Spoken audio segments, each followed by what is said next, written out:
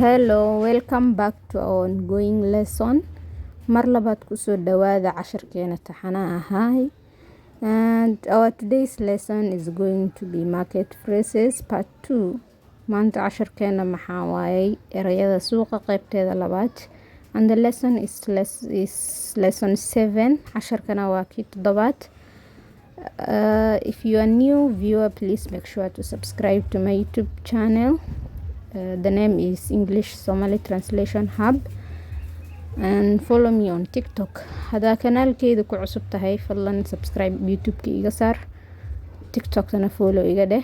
Magaca YouTube-ka hoos ku qoran yahay qaybteedan hooso English-Somali Translation Hub. Inshallah wax badan waan kala faa'iidi doonaa. I would like to buy this.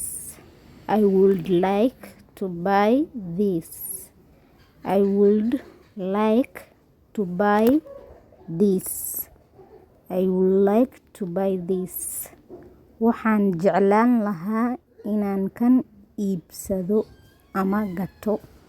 Waxaan jeclaan lahaa inaan kan iibsado ama gato.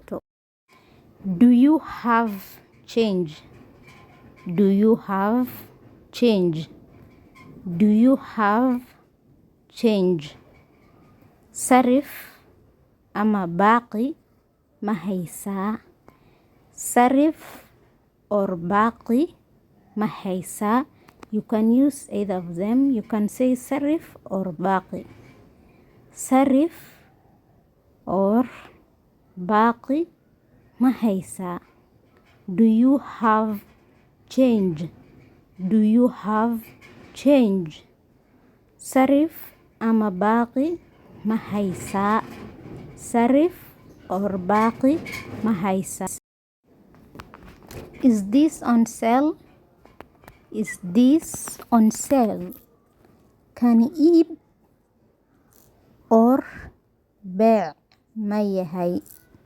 Kani iib or beec ma yahay. I hope I'm using the simplest Somali. Maxaan filayaa inta isticmaalaya Somali kan ugu fudud. Ani ahaashadayda kana ii fudud, dadka kalena u fudud. Marka hadaa fahmi waysid comment-ki igu soo qor. Mayra fahmin af Soomaaligaada i fahansiideh. Is this on sale? Kani iib ama beec ma yahay. Can you give me a discount? Can you give me a discount? Can you give me a discount? Ma isiin kartaa qiimo dhimis. Ma isiin kartaa qiimo dhimis. Or you can say ma ii sameyn kartaa qiimo dhimis. But this is the easier one and they will understand you. Ma isiin kartaa qiimo dhimis. Can you give me a discount?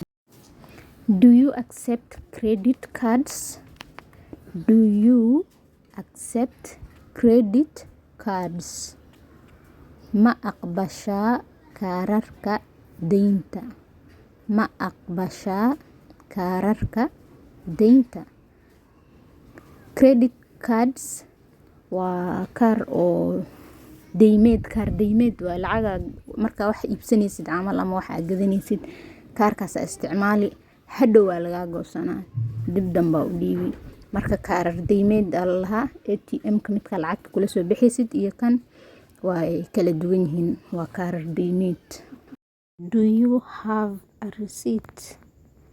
Do you have a receipt? Do you have a receipt? Receipt ma haysaa. Receipt ma haysaa. Or receipt ma haysataa. Do you have a receipt? I want to buy this from you. I want to buy this from you. I want to buy this from you. Waxaan rabaa inaan kan kaa iibsado ama kaa gato. Waxaan rabaa kan inaan kaa iibsado ama kaa gato. you can use either of them. You can say iibsado or kagato. I want to buy this from you. I want to buy this from you. I want to buy this from you. Waxaan rabaa inaan kan kaa iibsado. I hope you are understanding the Somali part. Where is the shirt? Where is the shirt? Aaway shaatigii? Aaway shaatigii? We will learn more nouns like shirt, trousers, shoes, and so on.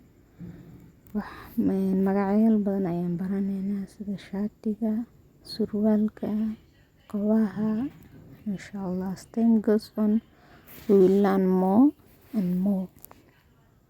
So please make sure to subscribe that YouTube channel, and I hope we will benefit a lot